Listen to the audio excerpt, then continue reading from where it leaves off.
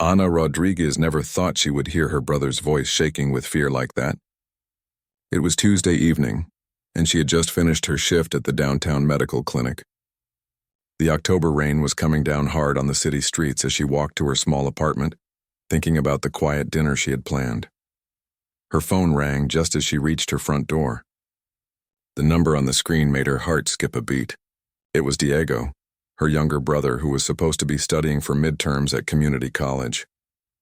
"Ana, I need your help." Diego's voice came through the speaker, barely above a whisper. "I'm in serious trouble." She fumbled with her keys, trying to get inside quickly. "What happened? Where are you? I can't tell you over the phone. Can you meet me at the old park on Maple Street? The one where we used to play when we were kids." Ana's hands were trembling now. Diego was 20 years old, but he sounded like the scared little boy she used to protect from neighborhood bullies. "Diego, you're scaring me. What's going on? Just come, please. And Ana, don't tell anyone you're meeting me." The line went dead. Ana stared at her phone for a moment, her mind racing.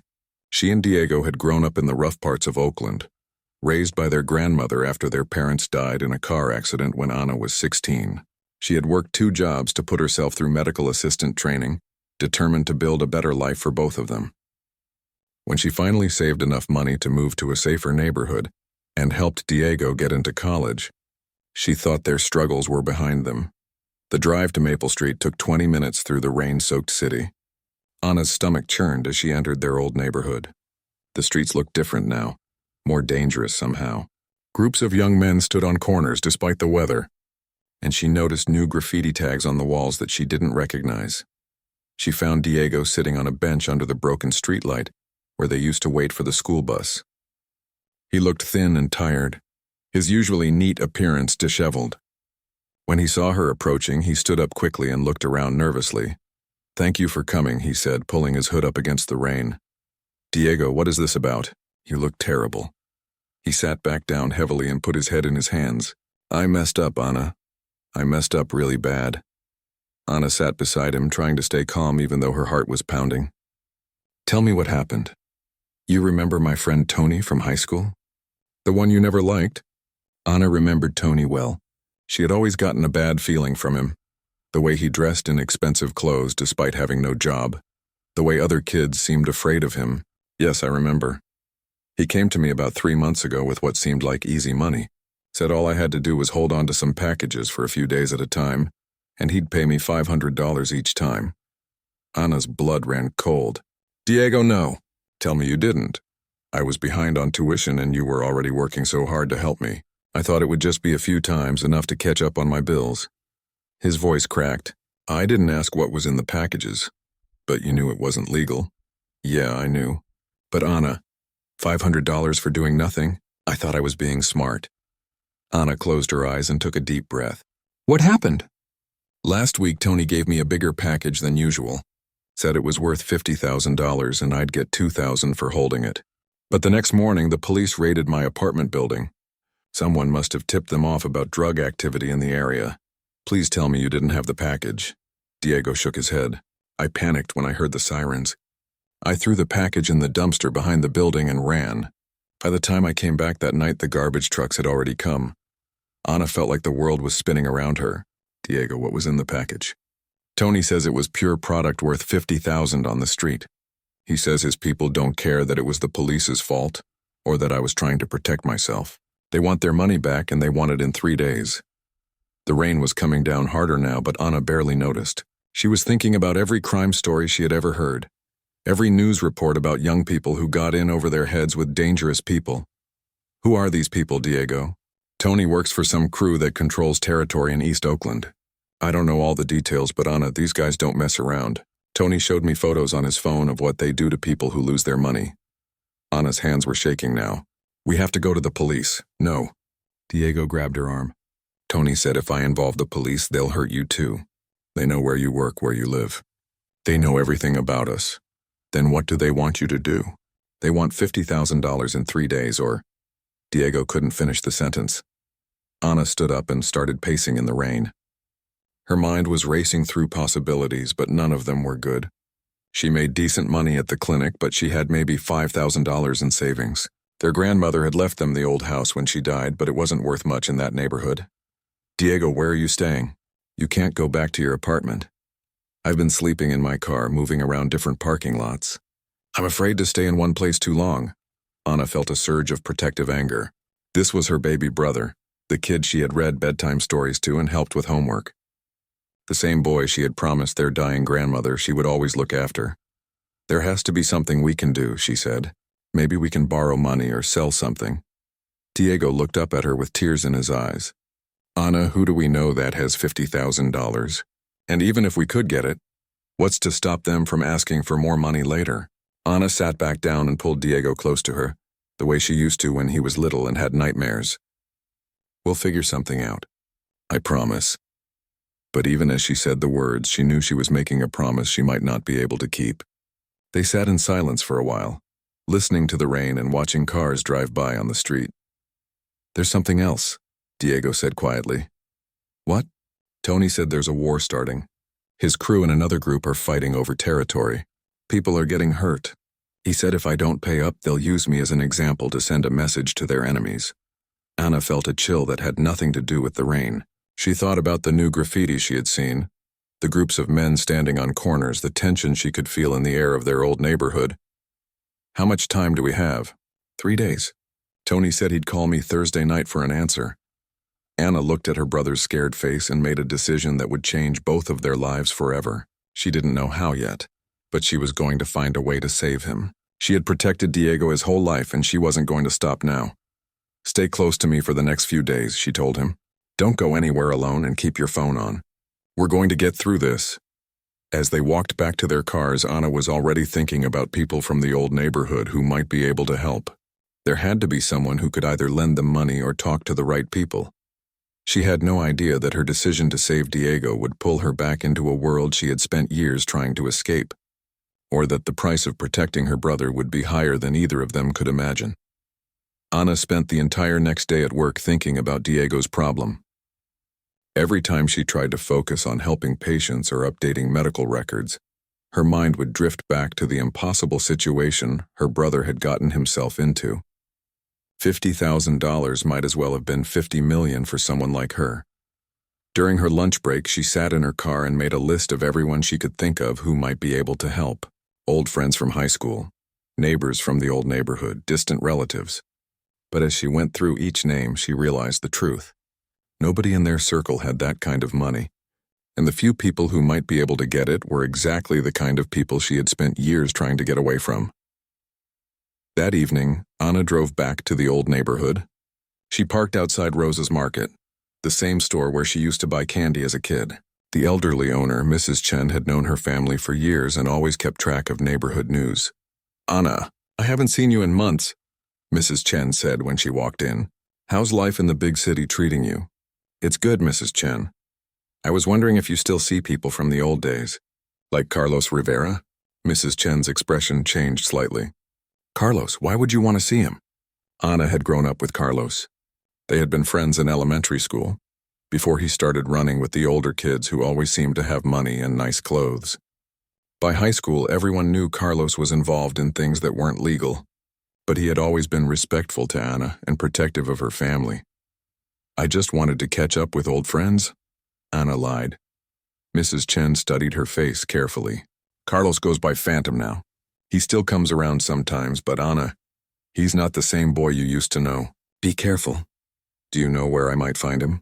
Try Luna's pool hall on Friday nights. But Anna, promise me you'll be careful.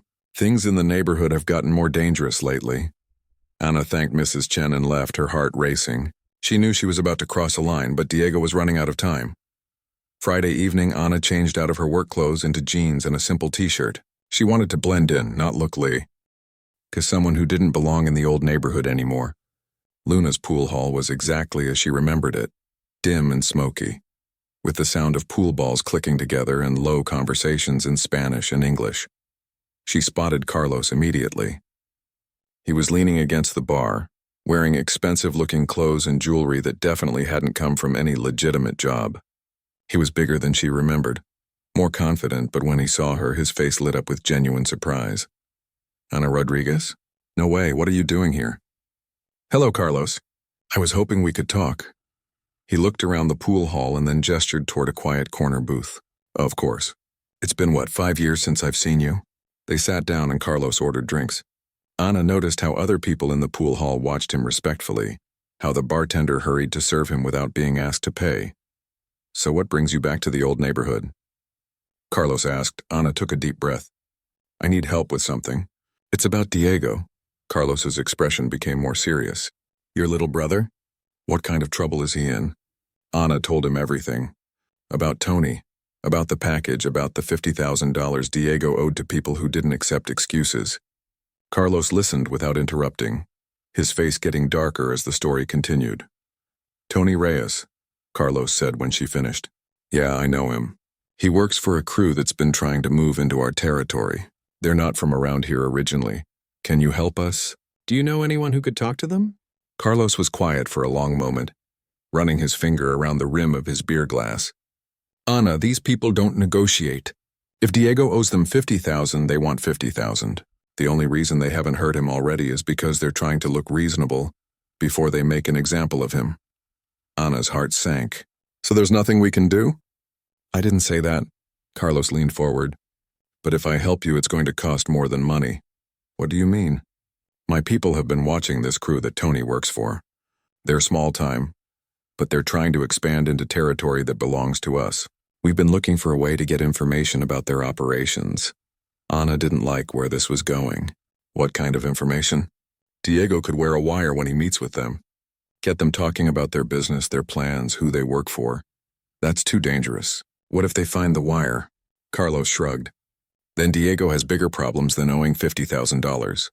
But Anna, this is the only way I can help you. My people aren't a charity. If we're going to pay Diego's debt, we need something in return. Anna felt trapped. She had come looking for help, but Carlos was asking Diego to risk his life in a different way. There might be another option, Carlos said, studying her face. Something that doesn't put Diego in direct danger. What? You work at a medical clinic, right? You have access to computers, financial systems, patient information. Yes, but I would never do anything to hurt patients or steal from the clinic. I'm not talking about stealing from patients. But medical facilities process a lot of money every day. Insurance payments, equipment purchases, pharmaceutical orders. With the right setup, money can move through those systems without anyone noticing. Anna stared at him. You want me to launder money through my workplace? I want you to help us move some funds in exchange for covering Diego's debt. Think of it as a business transaction. Carlos, I could lose my job. I could go to prison. And if you don't help, Diego could lose his life. Anna, you came to me because you know how this world works. Everything has a price. Anna felt sick to her stomach. She had worked so hard to build a legitimate life, to get away from the world that Carlos represented. Now he was asking her to use everything she had built to save her brother. How would it work? She heard herself asking. Simple. My people have money that needs to be cleaned. You help us buy medical equipment and supplies through your clinic at inflated prices. The equipment gets delivered to us, we sell it for cash, and everyone walks away clean. You'd make the purchases look legitimate by spreading them out over time and mixing them with real orders. How much money are we talking about? Enough to cover Diego's debt plus a little extra for your trouble. Maybe $75,000 total moved over 3 or 4 months. Anna's hands were shaking. And if I get caught? You won't get caught if you're smart about it. You have legitimate access to the purchasing system. You understand how medical billing works. As long as you don't get greedy or sloppy, it just looks like regular business. Carlos reached across the table and took her hand. Anna, I've known you since we were kids. I don't want to see anything happen to you or Diego. But I also can't just give away $50,000 without getting something in return. This is the best deal you're going to get. Anna looked around the pool hall at the faces of people she had grown up with. Some she recognized, others were strangers, but they all had the same look in their eyes. They had all made choices that put them in this world, and now she was being asked to make the same choice. I need time to think about it, she said. You don't have time. Diego's deadline is tomorrow night. These people aren't going to give extensions. Anna closed her eyes and thought about Diego sitting on that bench in the rain, scared and desperate. She thought about their grandmother, who had made her promise to always look after her little brother. She thought about her parents, who had dreamed of better lives for their children. If I do this, Diego's debt is completely forgiven? He's safe? Completely forgiven. And if anyone from Tony's crew bothers him again, they'll have to answer to me. Anna looked at Carlos's face and saw the boy she had known in elementary school, but also the dangerous man he had become. She realized that once she crossed this line, there might be no going back to her old life. "Okay," she whispered. "I'll do it." Carlos smiled and squeezed her hand. "I knew I could count on you. I'll have someone contact you at work tomorrow with the details. And Anna, welcome back to the family." As Anna drove home that night, she wondered if she had just saved her brother's life or destroyed both of their futures. But with less than 24 hours until Diego's deadline, she was out of choices. She had no way of knowing that agreeing to Carlos's deal would pull her into the middle of a violent war between rival crews, or that the simple money laundering scheme would spiral into something much more dangerous than either of them had imagined. Anna's first week working with Carlos went smoother than she had expected. A man named Rico came to the medical clinic posing as a sales representative for a medical supply company. He was professional and polite, and gave Anna a list of equipment orders that looked completely legitimate on paper. The purchases were spread out over several days and mixed in with the clinic's regular orders. Heart monitors, surgical instruments, pharmaceutical supplies. Everything had proper documentation and reasonable prices. Anna used her access to the purchasing system to process the orders, and the equipment was delivered to addresses that Rico provided. Diego's debt was paid within 3 days, and for the first time in weeks, Anna saw her brother smile. He moved back into his apartment and returned to his college classes. Tony stopped calling him, and the fear that had been consuming both of them began to fade. Anna almost started to believe that maybe she could handle this arrangement. The money laundering felt like paperwork, not like the violent criminal activities she had imagined. She told herself she was just processing purchases, not really hurting anyone. But that illusion shattered on a Wednesday morning when Dr. Patricia Wells, the clinic's head administrator, called Anna into her office. "Anna, I need to ask you about some recent equipment orders," Dr. Wells said, looking at a stack of papers on her desk. Anna's heart started racing, but she tried to keep her voice calm. "Of course. What do you need to know?" "We've received some high-value equipment that I don't remember authorizing. This heart monitor system cost $12,000, but I can't find any record of why we needed it." Anna glanced at the paperwork and recognized one of Rico's orders. "I think that was requested by the cardiology department. Dr. Martinez mentioned they needed updated equipment. I spoke to Dr. Martinez this morning. He says he never made that request." Dr. Wells studied Anna's face carefully. "Anna, is everything okay?" "You seem nervous, but I'm fine. Maybe there was a miscommunication about the order. I can look into it and get back to you. Please do. And Anna, in the future, all equipment purchases over $5,000 need my direct approval, regardless of which department requests them." Anna nodded and left the office, her hands shaking. She realized she had been naive to think she could keep doing this without anyone noticing. Medical facilities kept detailed records of everything, and Dr. Wells was known for paying attention to the budget. That evening, Anna called the number Rico had given her. "We have a problem," she told him. "My supervisor is asking questions about the equipment purchases." "What kind of questions?" "She wants to know why we ordered things that weren't requested by the doctors. I think she's getting suspicious." There was a pause on the other end of the line. "Can you handle it?" "I don't know. Maybe we should stop for a while, let things cool down." "That's not going to work. We're in the middle of moving a large amount of money, and we can't just pause in the middle of the process." Anna felt a knot forming in her stomach. "How much more money?" "We still have about $40,000 left to move. Carlos says it needs to be done in the next 2 weeks. Rico, I don't think I can do this anymore. The risk is too high." "Anna, let me explain something to you. You're not just helping us anymore. You're part of this now. If you get caught, you're going to prison. If you quit in the middle, Carlos is going to think you're planning to talk to the police. Either way, you're in danger." Anna sat down heavily in her kitchen chair. "What are you saying?" "I'm saying you need to find a way to finish what we started. Maybe change your approach. Be more creative about the orders." After Rico hung up, Anna poured herself a glass of wine and tried to think. She was trapped between getting caught by her supervisor and disappointing Carlos. Neither option seemed safe.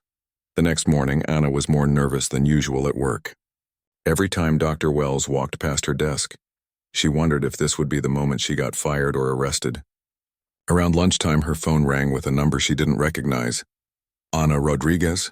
The voice was deep and had a slight accent. Yes, who is this? My name is Vincent. I work for some people who have been watching your activities. Ana's blood ran cold. I don't know what you're talking about. Sure you do. You've been helping Carlos Rivera move money through your medical clinic. Pretty clever system, actually. Who are you? I represent a different organization, one that has some issues with Carlos and his people. Ana realized this must be someone from the crew that Tony worked for, the people who had originally threatened Diego. What do you want? I want to meet with you tonight. There's something we need to discuss. I'm not meeting with anyone. Leave me alone. Ana, I don't think you understand. We know where you work, where you live, where your brother goes to school. We even know that Carlos paid off Diego's debt by using you to launder money. If that information gets to the police or to your employer, both of you are in serious trouble. Ana felt like the room was spinning. What do you want from me? Just a conversation. Meet me at the coffee shop on Pine Street at 8 tonight. Come alone. The line went dead. Ana spent the rest of the day in a panic. She considered calling Carlos, but she was afraid that would make things worse. She thought about not showing up to the meeting, but Vincent's threats about her brother scared her too much. At 8 o'clock, Ana walked into the coffee shop on Pine Street. She spotted Vincent immediately. He was a thin man in his 40s, wearing a business suit that looked expensive. He gestured for her to sit across from him at a corner table. Thank you for coming, he said politely. I hope you don't mind if I get straight to the point. What do you want? I want you to help us gather information about Carlos's operation. Financial records, supplier contacts, distribution networks, the kind of information someone in your position would have access to. I don't have access to that kind of information. I just process purchase orders. Vincent smiled. Ana, don't underestimate yourself. You've been handling Carlos's money for weeks now. You know which suppliers he uses, how much money moves through the system, probably even some of his contact information. Even if I did, why would I help you? Because if you don't, we're going to make sure Dr. Wells finds out about your side business. We have photos of you meeting with Rico, copies of the suspicious purchase orders, even recordings of some of your phone conversations. Ana stared at him. You've been watching me this whole time? We watch everyone who works with Carlos. It's nothing personal, just business. What exactly do you want me to do? Vincent reached into his jacket and pulled out a small device that looked like a phone charger.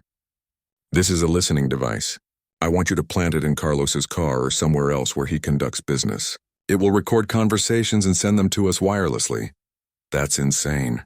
If Carlos finds that thing, he'll know someone is spying on him. Then make sure he doesn't find it. Ana looked around the coffee shop at the normal people having normal conversations. People who didn't have to worry about rival criminals threatening their lives. And if I do this, you'll leave me alone? We'll leave you alone and we won't tell anyone about your money laundering activities. What about Carlos? Won't he know the information came from me? Vincent shrugged.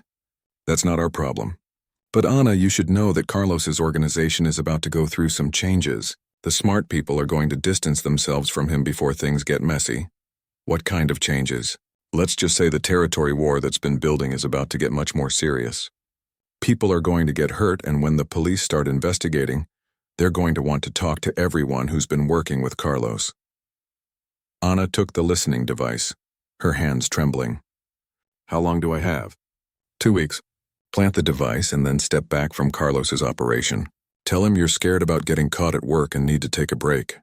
As Ana drove home that night, she realized she was now trapped between two different criminal organizations. Carlos expected her to continue laundering money, while Vincent expected her to spy on Carlos. Both sides were dangerous, and both sides knew enough about her illegal activities to destroy her life. She thought about Diego, who was safely back in school, unaware that the price of saving him was still growing. She wondered if there was any way to get out of this situation without someone getting hurt. Ana had no way of knowing that planting Vincent's listening device would set off a chain of events that would turn the simmering territory war into open violence, or that she would soon find herself caught in the middle of a conflict that would force her to make choices she never thought she was capable of making. Ana spent 3 sleepless nights trying to figure out how to plant Vincent's listening device in Carlos's car. She had been carrying the small device in her purse, waiting for the right opportunity. but every scenario she imagined ended with her getting caught. Finally, on Friday evening, Carlos called her directly. "Anna, we need to meet tonight. There's been a problem." "What kind of problem?" "Someone tried to rob one of our supply deliveries yesterday. 2 of Vincent's guys jumped Rico when he was picking up equipment from your clinic's order." Anna felt her stomach drop. Vincent's people had attacked Carlos's operation and she was caught in the middle. "Is Rico okay?" "He's in the hospital. They beat him pretty bad, but he'll live. The problem is they got away with $20,000 worth of equipment and now we're behind on our delivery schedule." Anna met Carlos at a parking garage downtown. He looked angry and tired, and she noticed he kept looking around nervously as they talked. "Anna, I need you to process some larger orders over the next few days. We need to make up for what got stolen." "Carlos, I told you my supervisor is already suspicious. If I place more big orders right now, she's going to start asking serious questions. Then you'll have to handle your supervisor." "This is important." Anna saw her chance. "Maybe we should meet somewhere private to discuss the details." "Somewhere we can't be overheard?" Carlos nodded. "Good idea. Let's go to my car." Anna's heart was racing as they walked to Carlos's black sedan. While he was unlocking the doors, she pretended to drop her purse and quickly planted Vincent's listening device under the driver's seat. The whole thing took less than 10 seconds. As they sat in the car discussing the new money laundering orders, Anna wondered if Vincent's device was already recording their conversation. She felt sick knowing she was betraying Carlos, especially since he was only trying to protect his business from Vincent's attacks. "Carlos, what's going to happen with this war between your people and Vincent's crew?" Carlos's expression darkened. "It's not going to be a war much longer. Vincent made a mistake when he attacked Rico. Now it's personal." "What do you mean?" "We know where Vincent's people operate, who they work with, where they keep their money. In a few days, we're going to send them a message they won't forget." Anna realized she was listening to Carlos plan a violent retaliation while secretly recording him for his enemies. The device under the seat felt like it weighed 1,000 pounds. Over the weekend, Anna processed the equipment orders that Carlos had requested, but she made sure to spread them across multiple days and mix them with legitimate purchases. She also started documenting everything in case she ever needed to prove she was being coerced. On Monday morning, Dr. Wells called Anna into her office again. "Anna, I've been reviewing our equipment expenses for the past month. We're significantly over budget and I'm seeing patterns that concern me." Anna tried to look surprised. "What kind of patterns?" "Multiple high-value purchases from the same suppliers, equipment that doesn't match our actual needs, delivery addresses that I can't verify. I think someone has been using our purchasing system inappropriately. Should I run an audit of all the recent orders?" "Yes, and Anna, I want you to know that if you're aware of any unauthorized purchases, now is the time to tell me. If this is some kind of billing error or miscommunication, we can fix it. But if someone is deliberately abusing the system, that's a criminal matter." Anna nodded, knowing she was probably days away from being caught. "I'll start the audit this afternoon." That evening, Vincent called her. "Excellent work with the listening device. We've been getting very useful information from Carlos's conversations.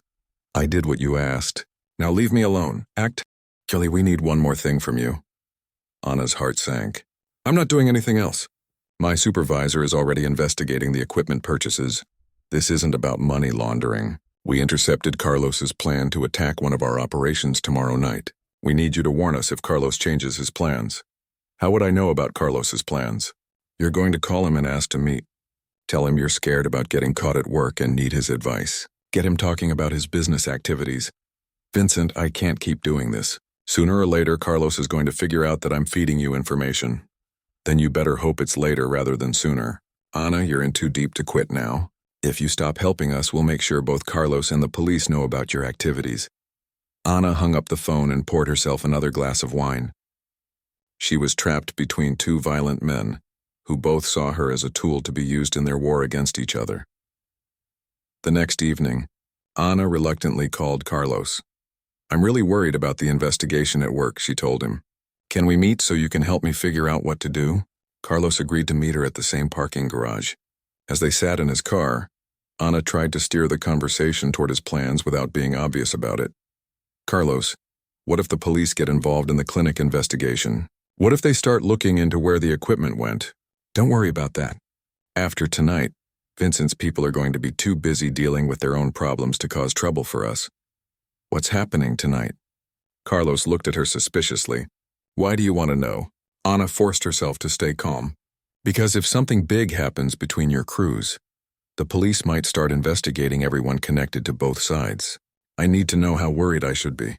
Carlos seemed to accept this explanation. We're going to hit Vincent's main stash house around midnight. They keep cash and product there, plus we think that's where they took the equipment they stole from Rico. Anna felt sick. She was recording Carlos's plan to commit a violent crime, and Vincent would use that information to prepare for the attack. People were going to get hurt, and it would be partly her fault. Be careful, she told Carlos. These people seem really dangerous. So are we. Anna left the parking garage knowing she had just sealed Carlos's fate. Vincent's people would be ready for the attack, and Carlos would probably blame her once he figured out how they got advance warning. She drove home and sat in her apartment, staring at her phone. She could call Carlos and warn him that Vincent knew about the plan, but that would expose her as a spy. She could call the police and report both crimes, but that would mean admitting her own illegal activities. In the end, Anna decided she couldn't live with knowing people were going to get hurt because of information she had provided. At 11:30 that night, she called Carlos. Don't go through with your plan tonight, she said quickly. Vincent knows you're coming. How could Vincent know? The only people who knew were... Carlos paused, and Anna heard the realization in his voice. Anna, where are you right now? Carlos, I can explain. Where are you? Anna looked out her apartment window and saw Carlos's black sedan pulling up to the curb below. Her blood turned to ice as she realized he had been tracking her location through her phone. Anna, you're going to come downstairs right now, and we're going to have a conversation about loyalty. The line went dead, and Anna heard footsteps coming up the stairs toward her apartment. She realized that her attempt to protect Carlos had just exposed her as the spy, and now both sides of the war would consider her an enemy. Diego was at the library studying for finals, completely unaware that his sister's efforts to save him had put both of their lives in immediate danger. As Carlos knocked on her door, Anna realized she was out of time and out of options. The war she had been caught in the middle of was about to come directly to her front door. Anna opened her apartment door with shaking hands. Carlos stood in the hallway with two men she didn't recognize, both looking like they were ready for violence. Carlos's face was cold and angry, nothing like the childhood friend she remembered. Sit down, Carlos said as they entered her apartment. We need to talk about the listening device you planted in my car. Anna's heart stopped. What device? Carlos pulled the small recording device from his pocket and set it on her coffee table. This device, the one that's been transmitting my conversations to Vincent's people for the past week. Anna realized there was no point in lying anymore. Carlos, I can explain. Start explaining. Anna told him about Vincent's threats, about the photos and recordings Vincent claimed to have, about being forced to choose between betraying Carlos or going to prison. Carlos listened without interrupting, his expression getting darker as the story continued. So you've been working for Vincent this whole time? No, I was trying to protect myself and Diego. Vincent said he would expose the money laundering if I didn't help him. And you believed him? What choice did I have? Carlos stood up and walked to the window. Anna, Vincent played you. He was never going to leave you alone.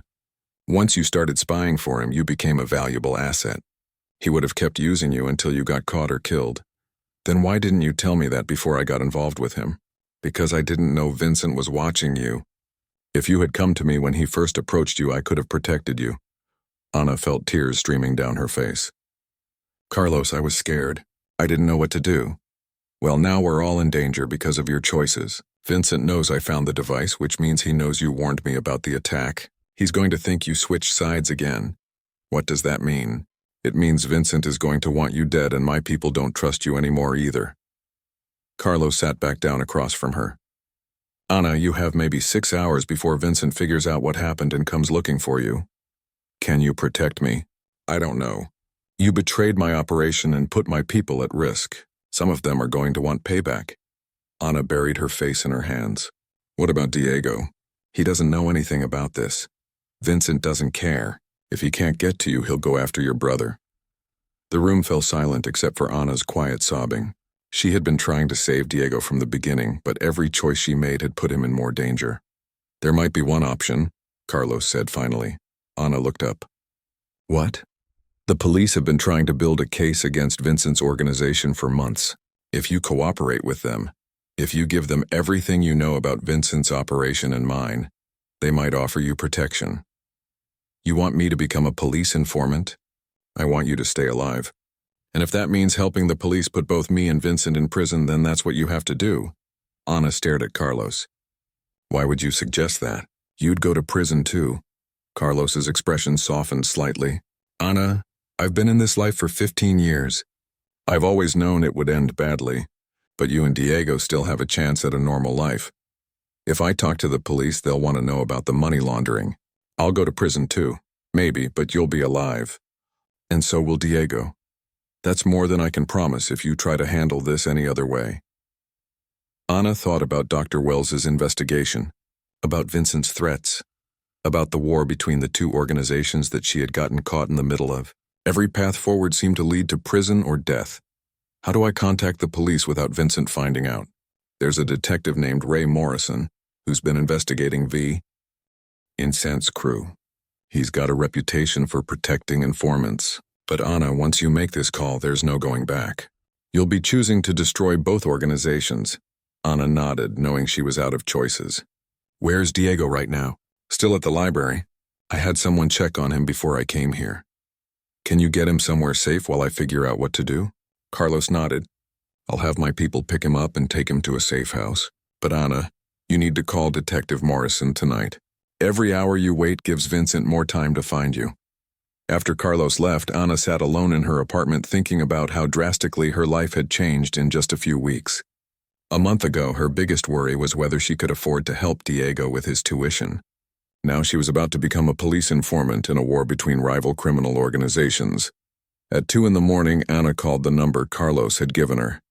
Detective Morrison? My name is Ana Rodriguez. I have information about Vincent Castillo's organization and I need protection. Ms. Rodriguez, are you in immediate danger?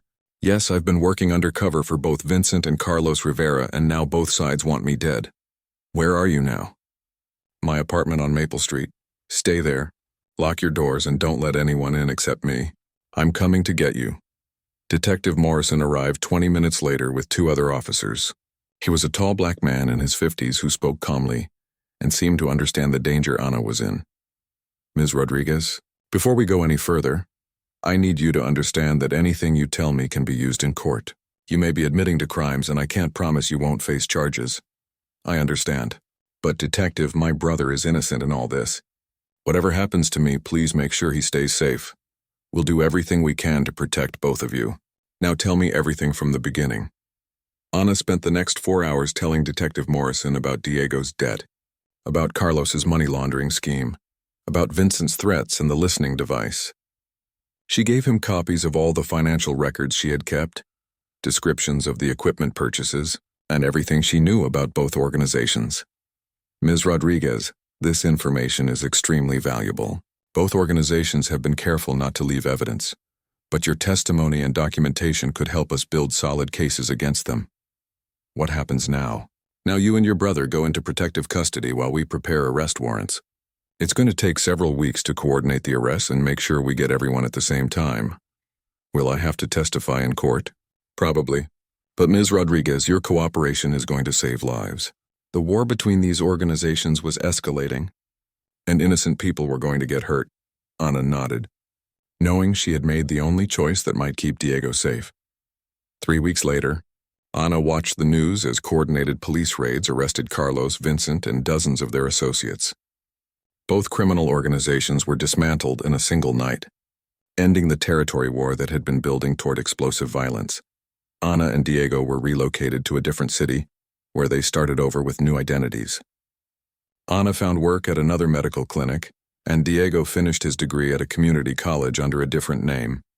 The federal prosecutor offered Anna a plea deal in exchange for her testimony. She received 2 years of probation instead of prison time, acknowledging that she had been coerced into her illegal activities while taking responsibility for her choices. Diego never fully understood the price his sister had paid to save him from his mistake.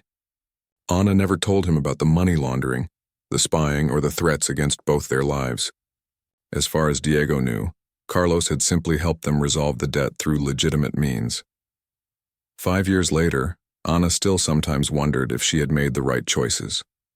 The territory war had ended, but at the cost of destroying the lives of people she had grown up with, including Carlos, who received a 15-year prison sentence. But when Anna watched Diego graduate from college and start his own family, she knew that every sacrifice had been worth it. She had kept her promise to their grandmother to protect her little brother, even when the cost of that protection nearly destroyed everything she had worked to build. The dangerous deal Anna had made to save. Diego taught her that sometimes protecting the people you love requires making choices you never thought you were capable of making. And sometimes the price of keeping your family safe is higher than you ever imagined you could pay.